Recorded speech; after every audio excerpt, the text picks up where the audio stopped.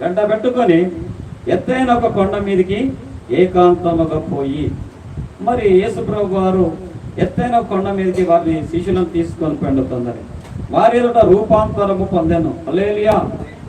మరి యేసుప్రభు వారు ప్రార్థన చేసి వారి ఎదుట రూపాంతరం పొందినట్లు మనం చూస్తున్నాం. ఆయన ముఖము సూర్యుని వలె ప్రకాశించను. ఎప్పుడైతే యేసుక్రీస్తు ప్రభు వారు ప్రార్థన చేసిండో, మరి ఆయన యొక్క ముఖము సూర్యుని వలె ప్రకాశించను.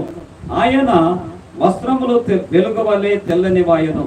మరి వస్త్రాలు చూసినట్లయితే మరి ఆ తెల్లని వెలుగు వలె తెల్లనివైనాయి. ముఖము ప్రకాశించను.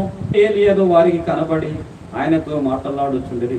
చూడు, యేసుక్రీస్తు ప్రభు వారు ఎప్పుడైతే రూపాంతరం పొందిండో ఆ తర్వాత మరి ఇక్కడ మోసేయు ఏలియాలు వారికి కనబడినట్లు ఆయనతో మాట్లాడినట్లు చూస్తున్నాం. అప్పుడు పేతురు, ప్రభువా, మనం ఇక్కడ ఉంటా మంచిది, నీకు ఇష్టమైతే ఇక్కడ నీకు ఒకటియో మోసేకు ఒకటియో ఏలియాకు యేసుతో చెప్పాను. హల్లెలూయా.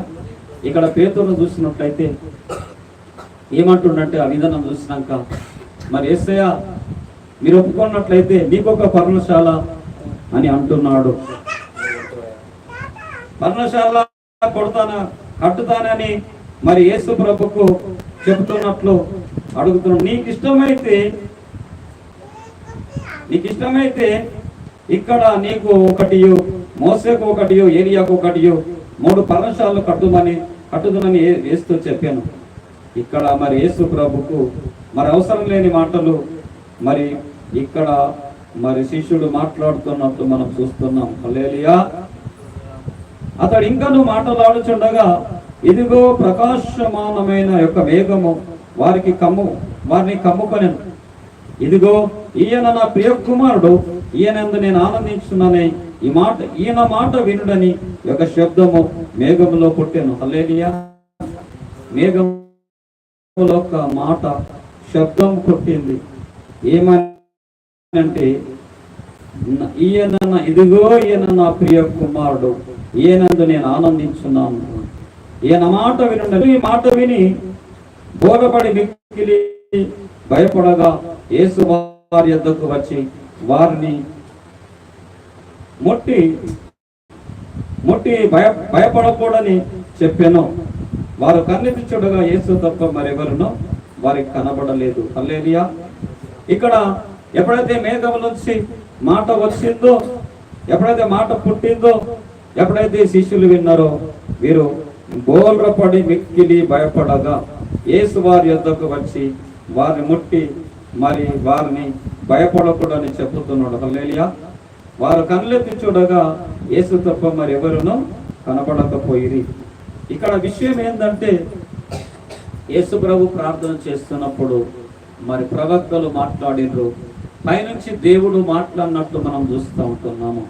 మరి యేసు ప్రభుకు ఏమి చెప్పవలసిన అవసరం లేదు. యేసు ప్రభుకు అన్ని తెలుసు. ఎందుకంటే యేసు ప్రభుకు మనం మనుషులను సలహా ఇవ్వకూడదు. ఎందుకంటే యేసు ప్రభు తాట మనం నేర్చుకోవాలా. యేసు ప్రభు చెప్పింది మనము చెయ్యాలా. మనం ఆ రీతిగా ఉంటూ ముందుకు వెళ్ళాలని దేవుని యొక్క వాక్యాలు తెలుసుకుంటున్నాం. మరి యేసు ప్రభుకు చెప్పినప్పుడు వారు పైనుంచి దేవుడు మాట్లాడినాడు, ఈయన నా ప్రియ కుమారుడు, ఈయనందుని ఆనందించున్నాం, ఈయనకు మీరేం చెప్పద్దు, ఈయన చెప్పిందే మీరు వినాలన్నాడు. హల్లెలూయా. ఇక్కడ యేసు ప్రభు వారు ప్రార్థన చేసిండు, రూపాంతరం పొందిండు. మరి మనము కూడా మంచి ప్రార్థన చేసి మరి మంచి మహిమతో మరి వెలుగుతో ఉన్నట్లుగా మనం కనబడాలా. దేవుడు మన ప్రార్థన వింటాడు, మన ప్రార్థనకు ప్రతిఫలము దయచేస్తాడు. మరి ఈ రీతిగా మనం ప్రార్థన చేద్దాం. మరి ఒకరి పేరు ఎందుకో సంఘం మరి ఈ యొక్క మోరతాట్లో ఈ యొక్క ఆన్లైన్ ప్రేయర్ చేసుకోవడానికి దేవుడు ఈ అవకాశం ఇచ్చిండు. దేవునికి స్తోత్రములు, అందరికీ వందనాలు. ఈ సమయంలో ప్రార్థన చేసుకుందాం. దేవుడు తన యొక్క మాటలను దీవించునుగాక. ఆమేన్. హల్లెలూయా. హల్లెలూయా. స్తోత్రం. ఆమేన్. స్తోత్రం, స్తోత్రం, స్తోత్రం.